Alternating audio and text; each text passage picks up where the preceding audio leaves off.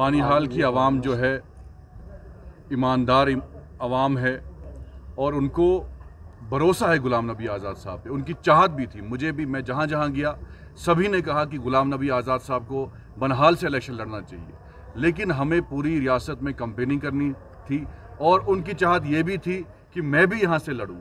लेकिन फिर आज़ाद साहब ने और हमने सब ने मिल के फैसला किया कि हमारी साथ वही लोग खड़े होंगे जो वफा करेंगे और हमारे फैसले के साथ खड़ा रहेंगे, क्योंकि हमारी आवाम के ऊपर आज़ाद साहब के बहुत से एहसान हैं। जो डिग्री कॉलेज की बात करूं या रोड्स की बात करूं, यहाँ मेडिकल कॉलेज की बात करूं, डिस्ट्रिक्ट की बात करूं, पहाड़ों को चीर के जो आज़ाद साहब ने सड़कें बनाई, तो हम बेवफाई नहीं करेंगे। हार जीत दीगर सवाल है।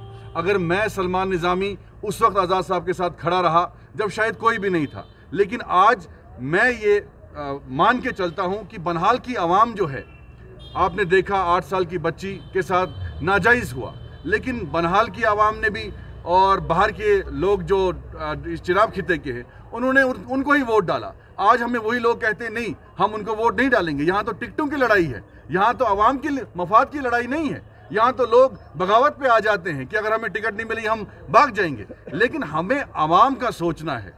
सलमान निज़ामी भी इलेक्शन लड़ सकता था बनहाल से, लेकिन हमने सोचा कि शायद मैं पूरी सियासत में मुझे कैंपेनिंग करनी है। हमने बेहतर समझा कि डॉक्टर आसिफ खांडे साहब जो है, इनका बहुत एक पाक प्रोफेशन है, उसकी कुर्बानी देके ये सियासत में आए हैं। और पहले भी आज़ाद साहब ने एक ऐसे इंसान को खड़ा किया जिसकी पहचान बनहाल में नहीं थी, तो वो MLA बन गए, क्योंकि बनहाल के लोग गैरतमंद लोग हैं, बेईमान लोग नहीं हैं, जो आए चले गए। हम उनको बेस्ट विशेस करते हैं कि वो जहां जाएं, लेकिन हमने आवाम को धोखा नहीं देना है और आज़ाद साहब को धोखा नहीं देना है, चाहे हम जीते या हारे। DPAP में जो ढांचा बना था, एक मुनज़्ज़म ढांचा, देखिए हर पार्टी में होता है, जिसको टिकट आती है। अभी NC में बगावत हो रही है, कल BJP के दफ्तर में प्रोटेस्ट हो रहे थे। ये जिसको टिकट मिलती है, आधे लोग यहाँ रहते हैं, आधे वो वहाँ। सलमान निज़ामी डॉक्टर आसिफ खांडे साहब के साथ खड़ा है, गुलाम नबी आज़ाद साहब डॉक्टर आसिफ खांडे साहब के साथ हम दिन रात मेहनत करेंगे। हम बनहाल के लोगों पे, हमारे पे एतबार है, गुलाम नबी आज़ाद साहब पे एतबार है।